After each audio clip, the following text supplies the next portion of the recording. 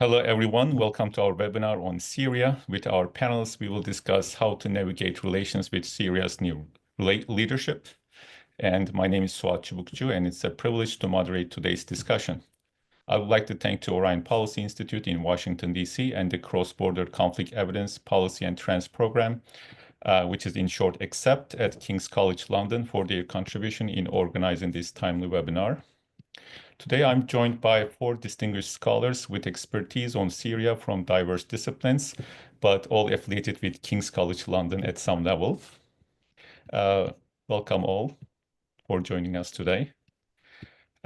First of all, we have Nafees Hamid. Nafees is a cognitive scientist and research and policy director of the XCEPT research program at King's College London.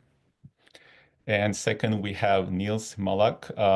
Neil is a research fellow at the XCEPT research program at King's College London and behavioral scientist at the London School of Economics. Hi, Neil. And third, we have Broderick. McDonald is a conflict researcher at the University of Oxford and an associate fellow at the International Center for the Study of Radicalization at King's College London. Broderick, welcome back to Orion. And last but not least, Rafah Aldoughli.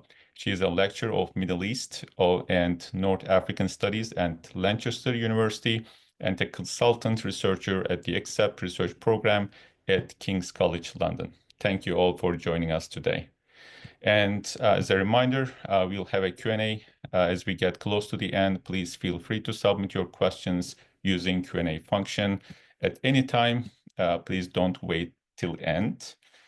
So I want to start with Nafees, and you are directing this project at XCEPT. Could you please provide a brief description of what you are doing at XCEPT and what kind of research you are actually executing and, kind of, especially with the conflicts?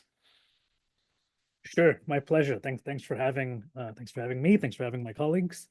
So just a little background, a very brief background on XCEPT. XCEPT is a UK FCDO funded project as part of a very large consortium where we have partners in many different organizations, such as Chatham House, Asia Foundation, Carnegie Middle East Center. King's College London focuses on one particular strand of work within XCEPT. We are sort of the behavioral science unit at King's College London. So we focus on sort of the behavioral drivers of both peace and conflict around the world.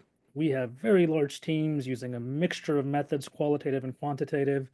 We're doing research in Lebanon, Syria, Iraq, South Sudan, and a variety of other contexts. And some of it is with civilians, some of it is with armed actors. So this work that we're doing, this is situated within our armed actors strand of work. So many years ago, I started getting interested in sort of why people join and leave armed groups. And with colleagues of mine, previously, we started working within a particular theoretical framework, and that was called the devoted actor framework. And this is largely a response to the fact that many policymakers look at conflict and people's motivations within conflict through what's called a rational actor framework, which is they assume that the militant group weighs costs and benefits, pros and cons, and therefore will respond to material carrots and sticks approaches. So you can use things like sanctions or foreign aid or threat of war or offers of trade deals to persuade or dissuade your opponent in any way you want to. Now, it became very clear, and probably most people can realize, this is not really mapping on very well onto how especially militant groups behave. I mean, some of them are willing to give their lives. They're willing to engage in suicide bombing. I mean, they're willing to, what stick is big enough that will dissuade them if they're willing to kill themselves and all their loved ones? So we came up with an alternative model called the devoted actor model. And these are people who are willing to give their lives for their beliefs, largely because they're motivated by something called sacred values, values that transcend the material world.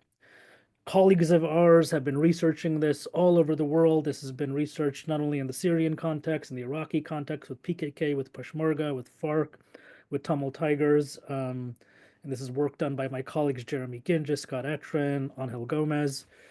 And what we wanted to do was look at some of these groups that at the time, at least last year, you could say were a bit of the forgotten groups. people just thought, who are these little Syrian rebels hanging out in the northwest of Syria, not paying much attention to them. And so we started researching that group, those groups, I should say, as well as other groups around the world.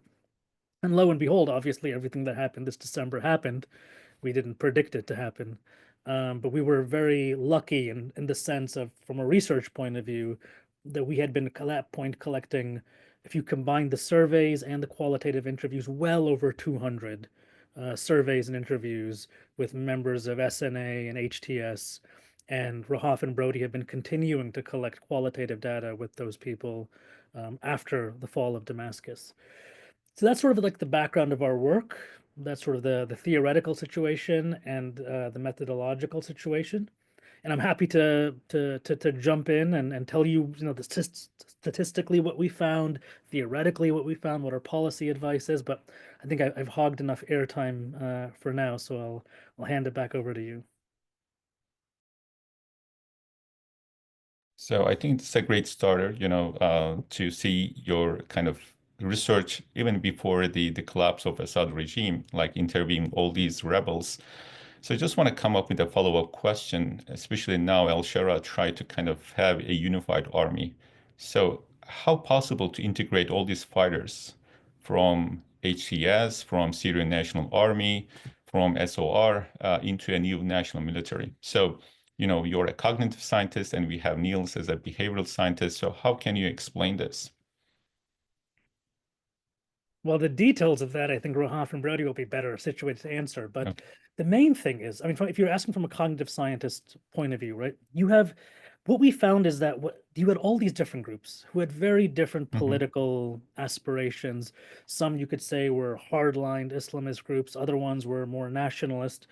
What allowed them to coalesce and what allowed pragmatism to prevail was a common enemy, which was Assad. And Mhm. and I mentioned that, this thing called sacred values that inspires people to give their lives. According to our survey, 94% of the people we surveyed held the toppling of Assad as their primary sacred value. So the fact is, they may have had a lot of differences in political visions, but their top priority they all shared amongst themselves. And that's what allowed them to work together. So now the question is, what is that common value? What is that common Mhm. shared sacred value that'll allow them to allow pragmatism to continue to prevail? That'll allow these people who may on an individual level have slightly different visions of what they want for the politics of their country to say, you know what, those are secondary and tertiary values. This other value is my primary value. Is it a stable, inclusive Syria, for example, and therefore they're willing to put everything else aside in order to work together? That could be one sort of value that acts as a glue binding all of these people together. But Rahaf and Brody and other people have been talking to them on the ground. I would love to actually hear from them to hear what voices they're hearing, what values they're hearing, what aspirations they're hearing that is allowing both for cohesion to take place, but also where are the fault lines? Because even now there's still a potential for fragility. So I'd love to hear from them. Yeah. Yeah. Go ahead, Yeah. Ralph. No, go ahead, Rudy. I would come after. Okay, well, I'll just lay the groundwork very quickly to speak to that, and then I'll let Rahaf kind of fill in some of the detail. But we see exactly what Nafees just described playing out on the ground right now. So the initial common enemy was, of course, toppling Assad, and we can't underestimate, symbolically and just every level what that represents for so many Syrians. However, we've also seen this coalition now hold together for at least 2 months after. And remember, for those who are less familiar with the Syrian case, this is a coalition, particularly the SNA and HTS, which launched the offensive from the north. I mean, it was led by HTS, but supported by the SNA. These are two groups which historically fought each other over control over the northwest Syria. Now, HTS ultimately succeeded in that and consolidated control to such an extent that the SNA groups, none of them could meaningfully challenge HTS in the northwest of Syria before the offensive was launched. But there's enmity between these groups, and there's a history of fighting between them. I've spoken to SNA fighters in the last few weeks who feared a takeover or a consolidation effort by al-Shara that now, installed in Damascus. So there are real risks of that coalition fracturing in the future or coming apart. But one of the most interesting pieces that we've observed in the last few weeks, as we've seen the government transition, is the development of new shared goals and new common enemies. So one of the big ones that is a looming question over the future of Syria and is very important to resolve soon is the question of the SDF in eastern Syria. This is a Kurdish-led organization that, of course, has backing from the United States and others. And it has so far expressed some desire to work with the new central government in Damascus, but it is stopped short of actually disarming and then coming together and joining the new Syrian government. And so there's a big challenge there in terms of how these two factions, the SNA, HTS, and to a lesser extent the Southern Operations SOR groups that Suet mentioned, how they come together and approach the challenge of integrating the SDF and really integrating Eastern Syria, because that's one of the remaining challenges for a united Syria right now. And I'm sure Rafah and my other colleagues will speak about this, but there's also external threats in the south and all around Syria, actually, that can also help to give a new common enemy and a new shared goal for this coalition. And we see that helping to replace the common enemy that was lost when Assad, of course, fled to Moscow after the coalition succeeded in early December. Thank you, Broderick. Rafah?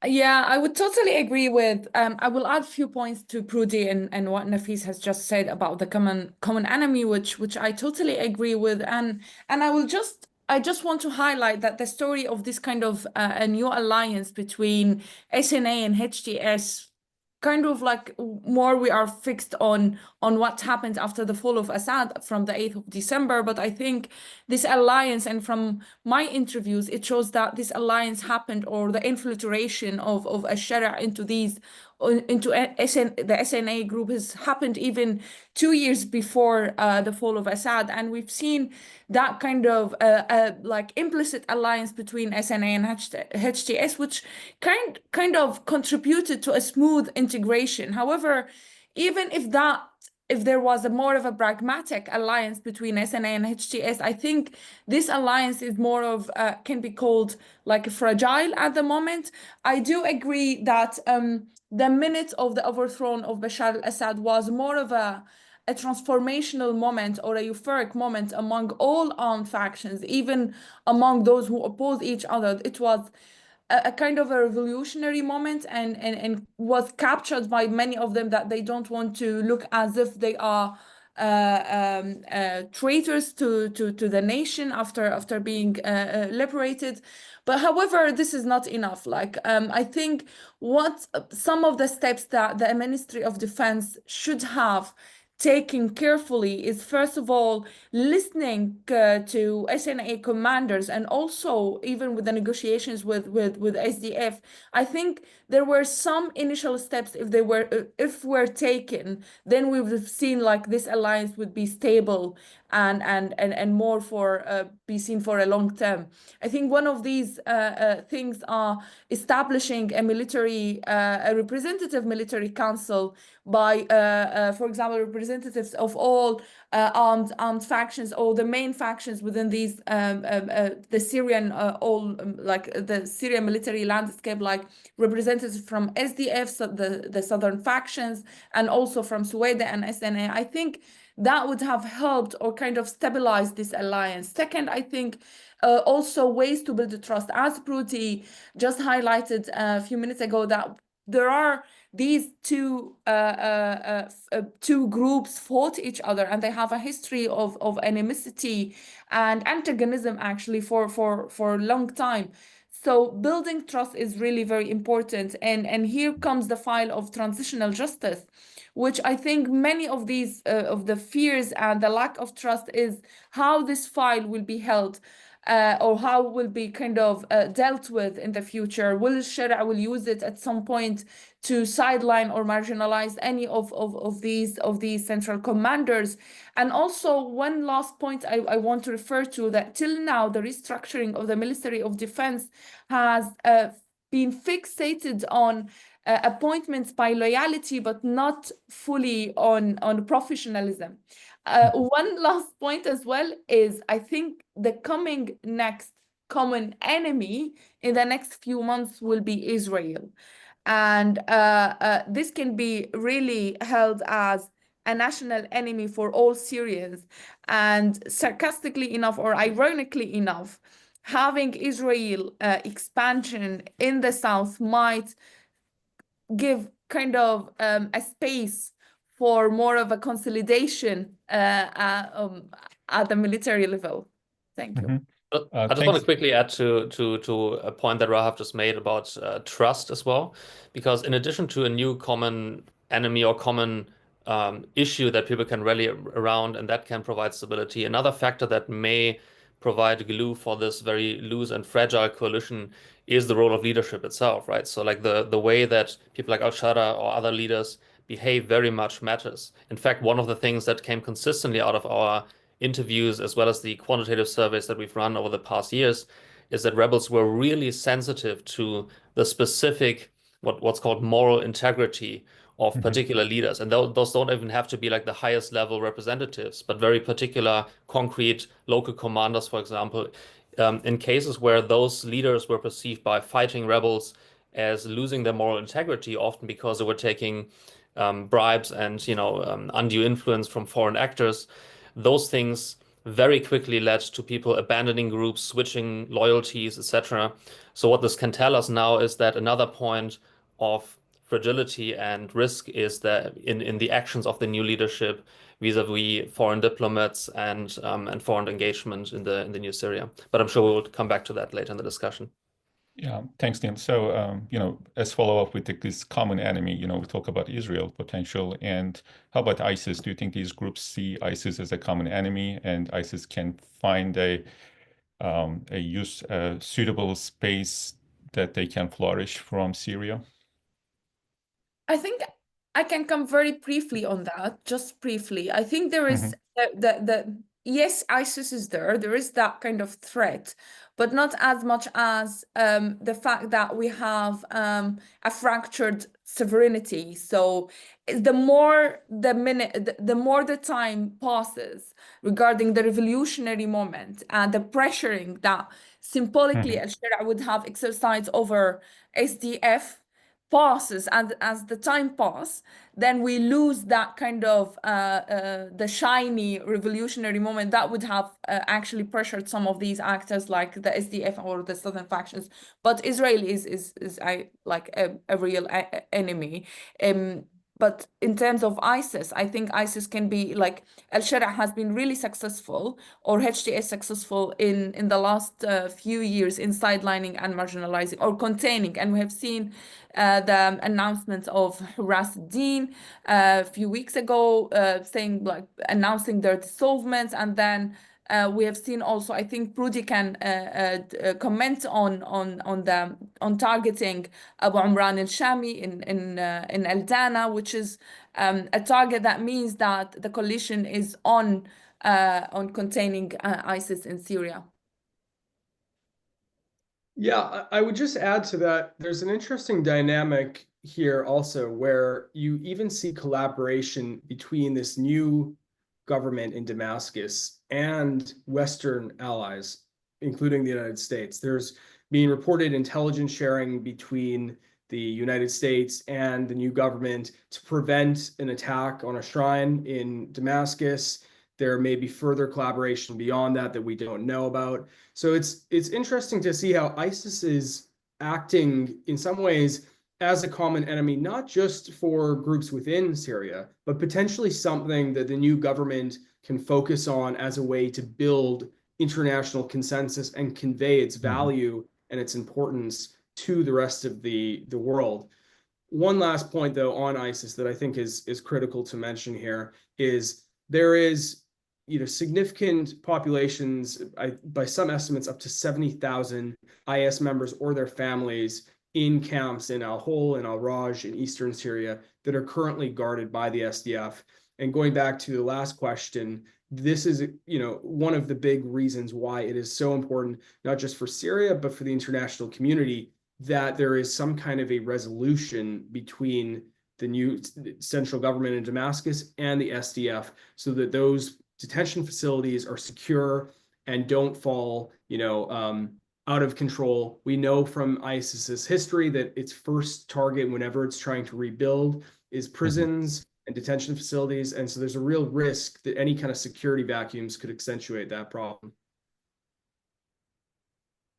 Thank you, Broderick. And I just want to kind of go back to our dialogue on whether Ahmed al-Sharaa can be successful in forming an inclusive government and bring stability to Syria. So today, he launched National Dialogue Conference in Damascus, where hundreds of Syrians from diverse backgrounds, ethnicities, and religious backgrounds joining the conference. So how do you evaluate his efforts and also his intention to bring this inclusive government and democracy to Syria? I will be kind of, if I can come on that question, given that I'm Syrian, I'm listening to all the and also following all the social media comments and on the news. I think there is a consensus among Syrians that this is a very long-awaited moment. It's like a dream coming true. There are a faction of Syrians where they feel like they are not, that the process has not been transparent enough, it's not inclusive enough. And also there is a sense of chaotism, or it's very chaotic. For example, the preparatory committee, like few days ago, a week ago, its spokespersons announced that it will take months. Actually, I had an interview with with Hassan Dghaim, who is the spokesperson of the preparatory committee, and he told me like on the 29th of January that they need a year to hold that conference. And then also 2 weeks ago, it was meant like to be end of spring. And all of this gives you a sense that there is something pressuring them to hold the conference that quickly with that limited time. Some internal sources are confirming that there are threats, regional threats, like from things happening from Suwaida, and from the southern factions, and also Israel, Netanyahu's actually statements 2 days ago.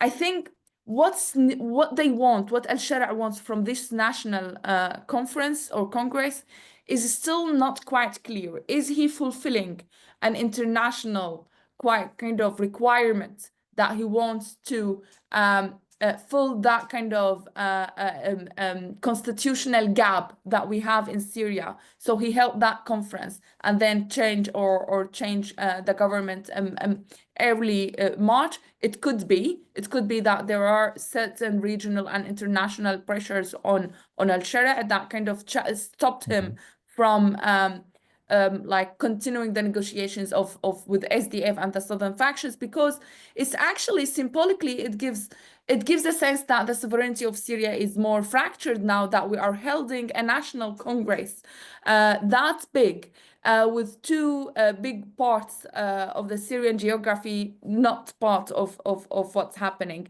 It could be external pressure, and also it could be the lack of legitimacy to build a nation. Al-Sharaa has mentioned a lot about the revolutionary legitimacy, but I think he hasn't come to the point where he can say that we are the state and we are building the state. So I think he needed that conference, or that kind of symbolically that national congress to start the state building first, and also maybe to waive or to relieve some of the external pressure on him. Can I actually, Raf, can I just follow up actually with the question for you, because there seems to be this underlying theme, which is, I guess, questioning the sincerity of al-Sharaa, right? Like, is this really his values? Is this who he is? Is this the vision that he has for Syria? Or is this a political move that he's making? And I feel like you've talked to so many people on the ground. Do you get a sense that people have a unified vision of who he truly is?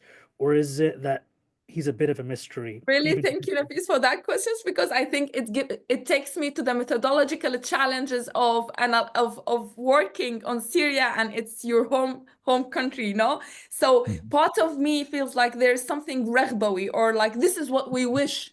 It is that he is sincere, and even me as a political scientist, sometimes I feel like because we have seen 14 years of war, I want to feel like he is genuine. I want to believe that he is genuine because we have suffered so much. So this is part of the analysis. And actually, this is not only me as Syrian academic. This is in conversation with many, many Syrian analysts that they are really very well established.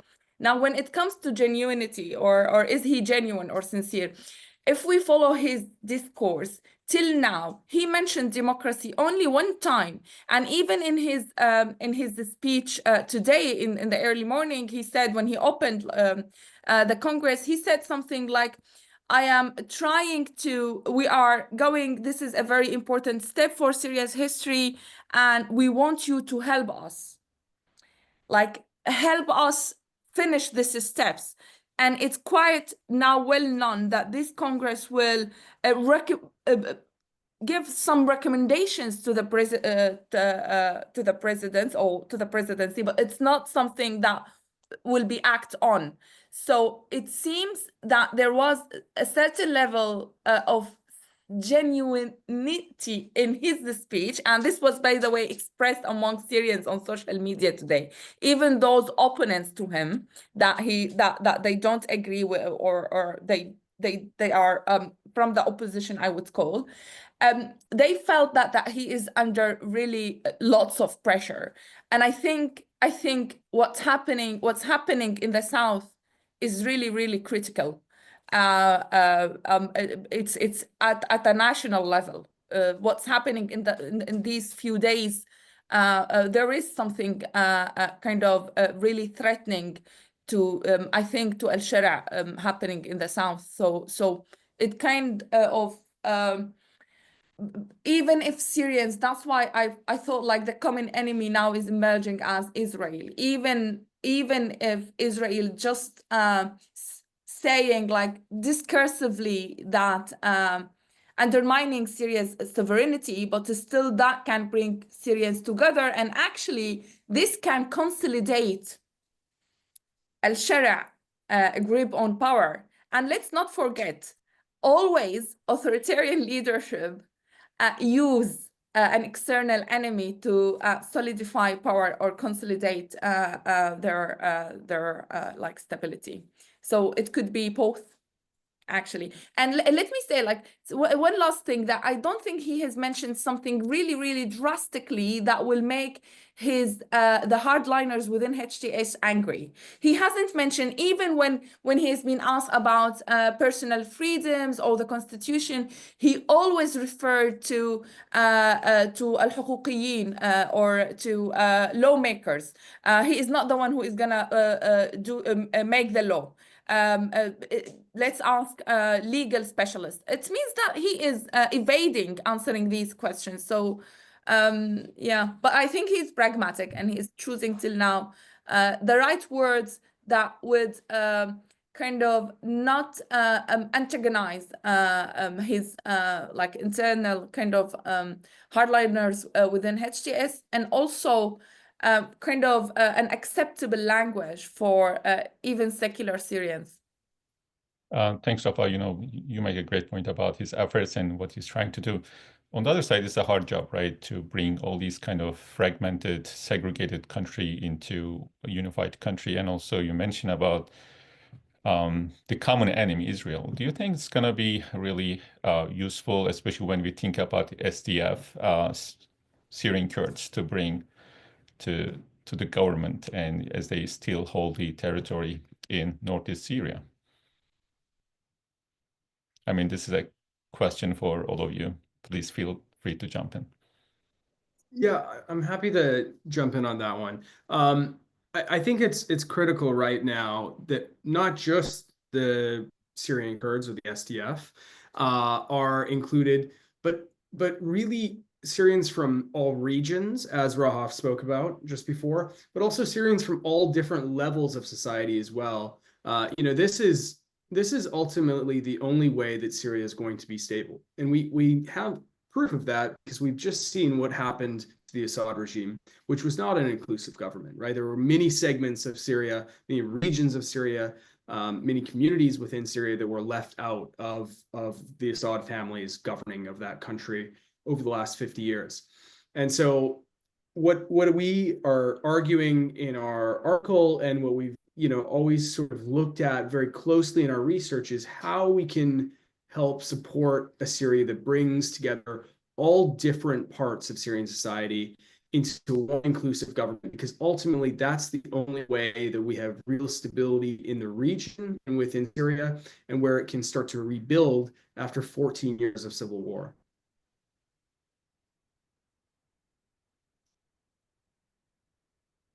Thank you, Broderick. Any other comments on that? I don't think like we will see that very much depends on Trump policy and the US policy towards like whether SDF will join or not. But I think we are still seeing the negotiations are happening, but not with so much progress. Okay, here I really want to kind of talk about external factors and this Turkey's role in Syria. It is, I think, undisputable at this moment. So how do you think Turkey can influence this kind of integration efforts? I think Turkey has done a lot in terms of the SNA. Like they convinced SNA factions to join. I think they handed in the salaries of the SNA factions to the Ministry of Defense. That will go from next month, which is great, I think. In terms of SDF, I think this is more of a national sovereignty or security questions for Turkish foreign policy. Actually also I would think that it's very unfair on Syrians to like solve the national security question that has been like baffling Turks for decades, and then the Syrian conflict can fix that kind of security strategic dilemma for the Turks. I think at some point SDF would accept some concessions, perhaps to be more of contained within Al-Raqqa and Al-Hasaka and Qamishli, but withdraw from Al-Raqqa and Deir ez-Zor because of internal challenges faced by SDF, because most of the Arab communities in Deir ez-Zor and Raqqa are challenging SDF control. So I think in the next 6 months, we might see that SDF accept these concessions. And also, when we think about external factors, we cannot actually exclude the misinformation and disinformation campaigns, especially spread by Assad loyalists and countries like Iran, Russia. So how do you evaluate this? Again, this is open floor. Please jump in if you have any I don't want thoughts. to take anyone's, but I will just answer with one thing, that this is part of the lack of a clear and transparent transitional justice, which kind of contributed to these some of the justifications of these violations by the leadership, saying like it's an individual thing, it's not something like systematically done. So this kind of highlight to us that the new government, if they want to stabilize this, their rule, they need to address transitional justice and the ways that they are holding these kind of reconciliations with ex-regime followers or ex-regime officers. I'm going to come in on that issue and the last one and just add one thing that I think is relevant to this whole discussion. Whether we look at disinformation in Syria right now, some of it's being spread by former Assad loyalists and regime loyalists. Some of it is potentially coming from outside of the country, whether that be Iran or Russia or another foreign state.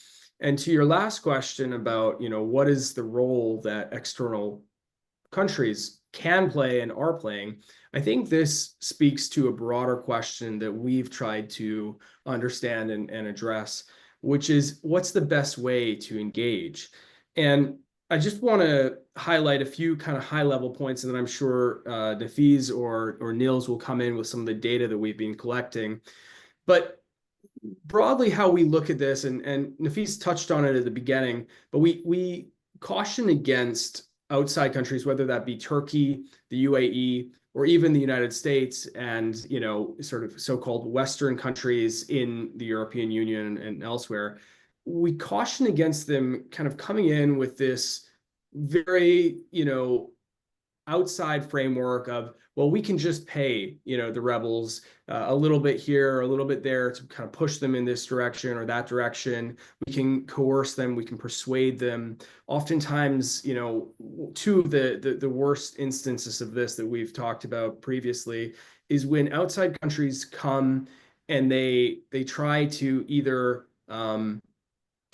bribe or pay off, leaders within those groups. And that can take the form of very coercive investment deals where they might be buying a national asset or a protected site, like we've seen in neighboring countries, in like Egypt, for instance, just in the last few years.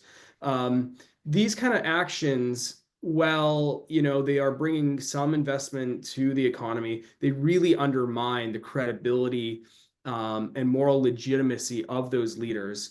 And that is ultimately bad for stability and keeping coalitions together, keeping groups together even.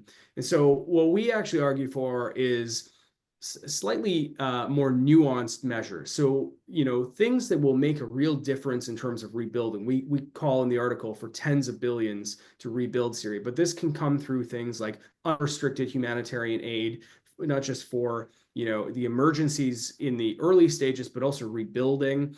We also speak about the lifting of sanctions. We just did a conversation yesterday where we got into some of this because, of course, the European Union this weekend has announced that it's lifting sanctions on some sectors of the Syrian economy. But we haven't seen action by the United States or many other Western countries yet. And even the European Union sanctions relief is only affecting certain sectors. So there's questions as to whether that will be enough to actually help Syria rebuild. But there are measures like these. They're not coercive, investment deals that enrich one particular rebel leader or, meddle by sort of funding proxies within the country. We think that these kind of approaches are actually much better for ensuring the stability of Syria long term and helping it to rebuild with meaningful, action rather than, just, something that is ultimately going to maybe inject a little bit of cash in the short term, but come back to cost the country more when stability is undermined. I would even extend this argument on the basis of what you asked about before, Swat, which is misinformation, right? So even from that perspective, we've seen already efforts by not only foreign actors and Assad loyalists, but also spoilers inside Syria, like Islamic State and other groups, who try to paint this narrative of the new leadership selling out to foreign interests, right? And that again plays into this perception of some people and the sensitivity of some rebels towards what their leaders are doing. And so there is a risk if foreign actors come in with these economic or material incentives as negotiation levers for these spoilers to exploit in their narrative building and just paint the new leadership as selling out to the political cause or the new Syria or the Syrian people, etc. So it's really important also for Western diplomatic engagement to get this right and to not make their lives easier, basically, of these spoilers. I think what Brody and Nils are hitting on is sort of, again, goes back to the opening statement, which is this assumption that many of the international community has about the psychology of who the Syrian rebels actually are. So if you see them as rational actors, then you see them as people who are going to be weighing costs and benefits. And if you see them that way, then you think, well, yeah, of course, sanctions, foreign aid, trade deals, any sort of instrumental carrots and sticks will persuade them, however you want them to behave.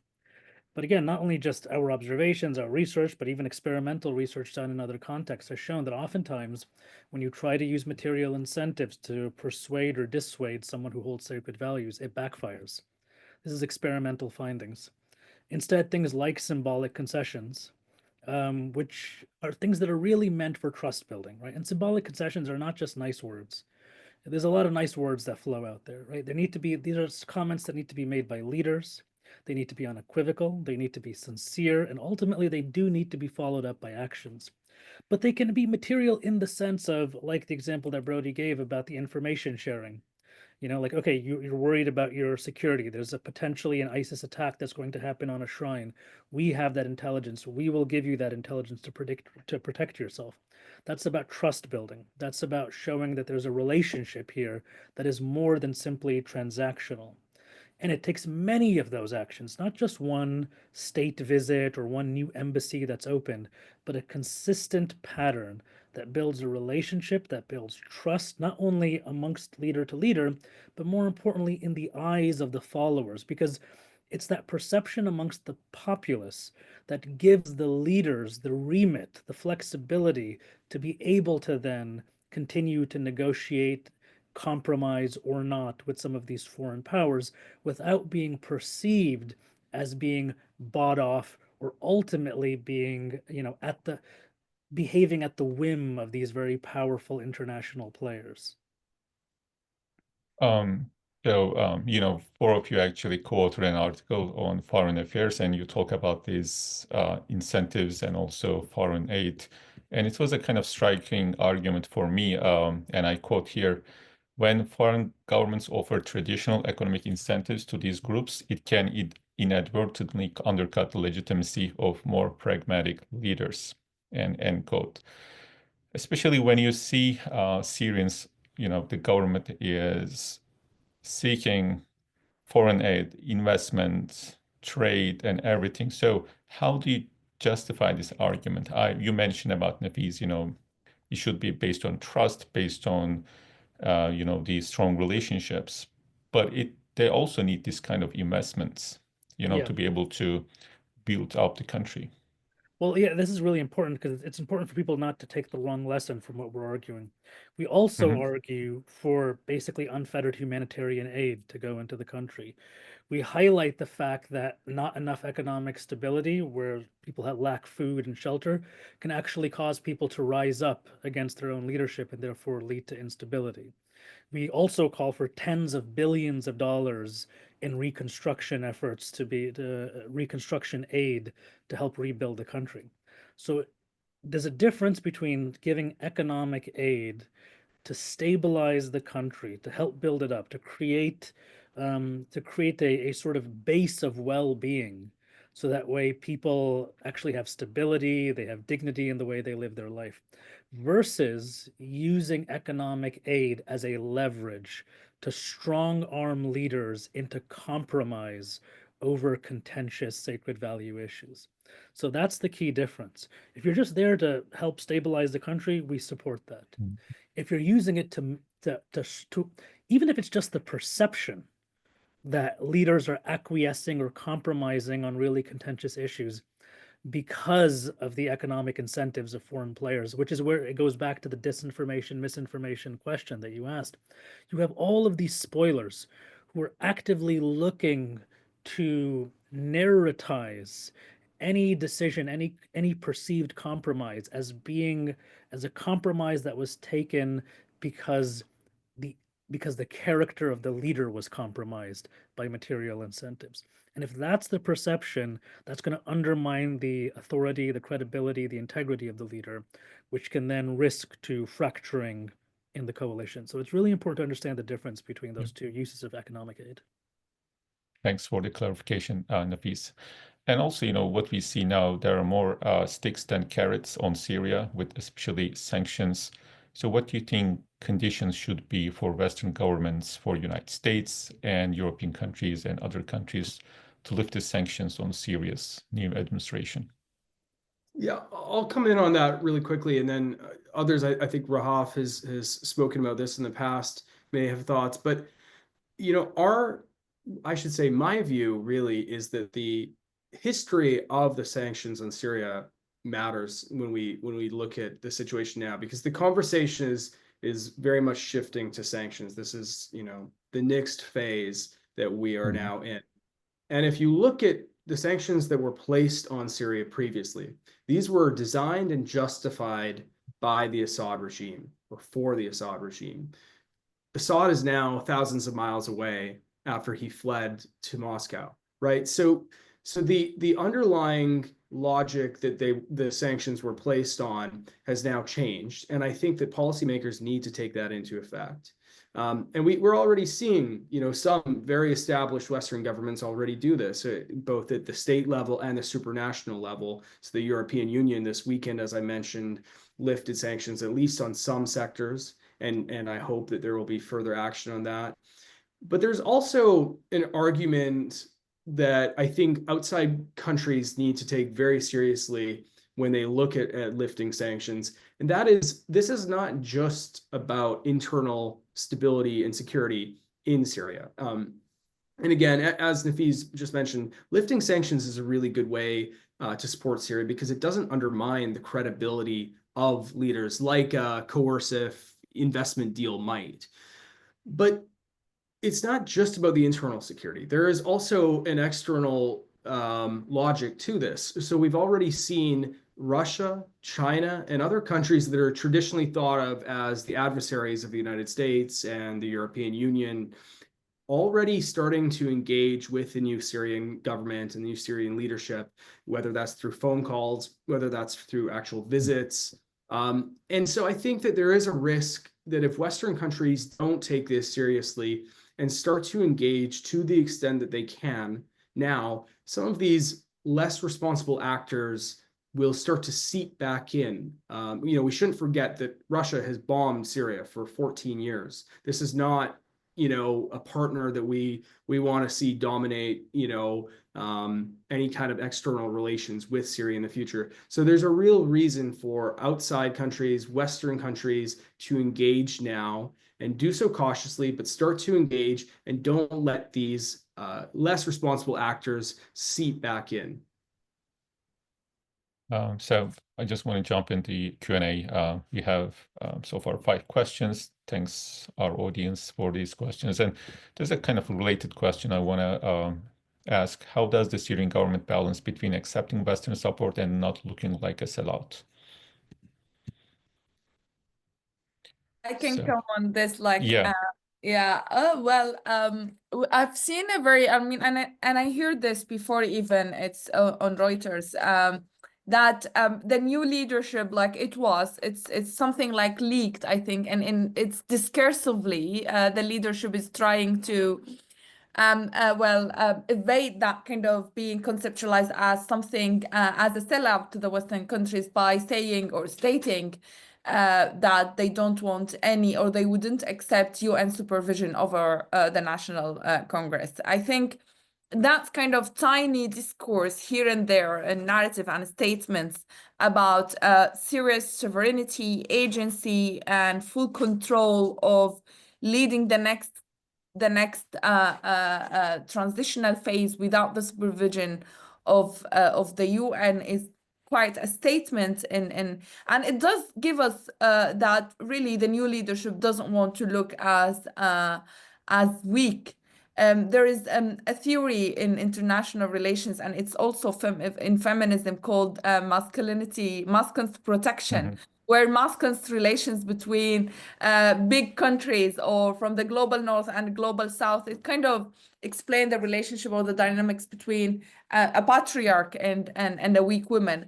Definitely al-Shara and his statements, or the new leadership, are keen to not look as a feminized victim, or feminized actor, but also importantly, in all his kind of speeches addressed to Syrian, he symbolized, or he constructed Syria as weak, a very sick female or mother, wounded, blah, blah, blah. So it's just like it gives you like when he's addressing Syrians inside certain feminized language use, but outside like I'm the strong man or whatever. Thanks, Rafah. And just want to kind of look at the critical actors, external actors, Russia, Iran. And we have a question from Dr. Süleyman Özeren. And he asks, how do you perceive the current relationship between the HDS government and Russia and Iran? If the Trump administration were to continue its support for the Kurds and serve as a protectorate for the SDF, how might al-Shara engage with other external actors as a leverage? So it's all about kind of strategy and how to play with these external factors. Any comments on that? I'll just briefly touch on that, especially the second part of it. Trump admin. I think that there's a real question. I see there's some other questions about the Trump admin and its approach here. I think this is a very looming question, because what we've seen so far is different segments within the Trump administration saying different things about Syria. So you have some, particularly within counterterrorism units, taking quite a dim view of future U.S. relations with Syria. On the other hand, you have the new Secretary of State, Marco Rubio, in his confirmation hearings, speaking about what I just said actually a few answers back about the risks of not engaging, precisely because Russia and China and Iran and all of these other actors that are traditionally seen as adversaries of the United States will try to take advantage of that vacuum. So I think that there are some within the Trump administration which see these risks and are starting to move in that direction. But as is always true with the Trump administration, you never know which side or which faction within it is going to win out.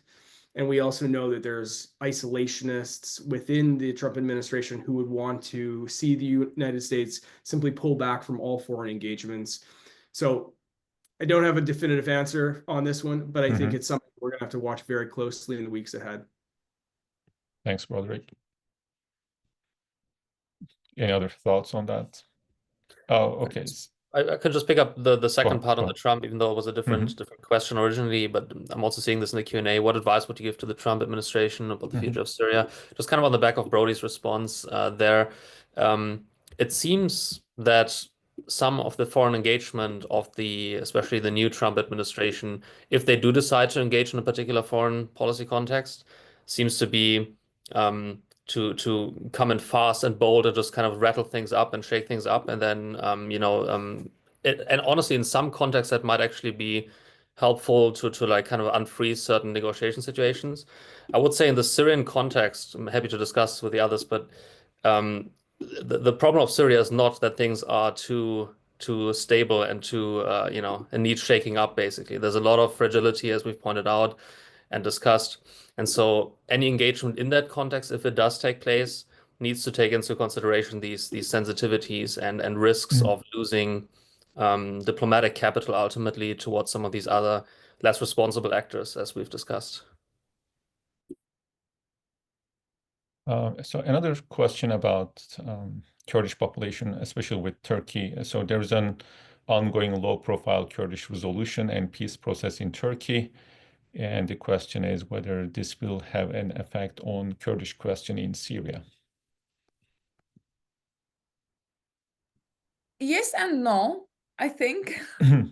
Yes and no. To some extent, it can, but I think it needs time till the Turkish internal kind of decision on its foreign policy to evolve from solving an internal issue to an external one and looming over in Syria. I think it will need time. I think the basic thing that might help the negotiations between SDF and al-Shara is not only about, because SDF has agreed to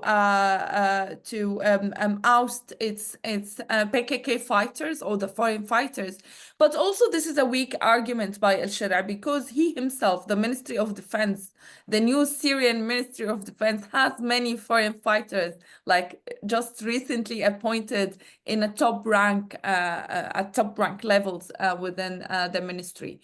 However, but this can be achieved and this is acceptable by SDF, but this is still, I think there is a lack of trust between Turkey and also SDF that needs to be addressed as well. And that also will be leading to what will happen or how the relationship between al-Sharia and Iraq will unfold in the next few months. Thank you, Rafah. So we have 4 minutes to complete this discussion. It's going really fast. Thank you all. And before ending, Nafees, would you like to talk about the upcoming webinar on March 11th that you are organizing? Yes, as you can see, we've got some amazing colleagues over here with rich insight. So, like I mentioned in the beginning, we have over 200 surveys and interviews, a lot of insights that we can go into to look into to unpack that data through the lens of sort of various policy questions. And so XCEPT is putting on a webinar on March 11th. Let me actually just pop that into the, where do I pop that into? I'm trying to see where does that go? Is there something where everyone can see it? I think in the chat. Oh. Yeah, I don't see the chat though. Is it in the Q&A? Should I pop it in the Q&A maybe? Is that the? So if you can send it by email to us, we can send it to our attendees. Great, let's do that Okay. then. But yeah, so that'll be March 11th, 1 to 2:30 p.m. London time. And we'll go into the questions that we're talking about today, but we'll be going into the data that we collected, and we'll be discussing sort of future research agendas as well. Because obviously, in a moment like this, we have more questions than we have answers, and the questions just keep compounding because things are changing so fast on the ground. And we're just at the beginning of the data collection that we're going to engage in. We're launching more surveys, more interviews, wider populations, and we'll be touching on subjects that a year ago we never would have thought we would be touching on, like transitional justice, for example. Who would have thought that would have been one of the most interesting things to think about in Syria, and yet here we are. So there's a lot to unpack, a lot of future research to be done, a lot of discussions to be had. So if you'd like to hear more about what we found, please join us on that day, and the link will be sent around to everyone. Yeah, Nafees, I will just mention something here. Thank you for that, and thanks to for inviting us. Also, I think an hour ago, I have an article published in New Lines magazine that tells the story about the military integration with lots of quotes from commanders. So if you want to know the whole story, read it from New Lines magazine. And of course, it was a part of XCEPT as well. Okay, definitely. It's a pleasure reading your articles, especially from someone who actually knows the field and just recently came from Syria, right, Rafah? Yeah. So we came to the end of our allocated time for this event. I would like to thank you all for coming today and for our audience listening to us. And thank you, Orion Policy, for organizing this timely event. Have a great day. Thank you. Thank you very much. Thank you. Thanks, Yeah. everyone.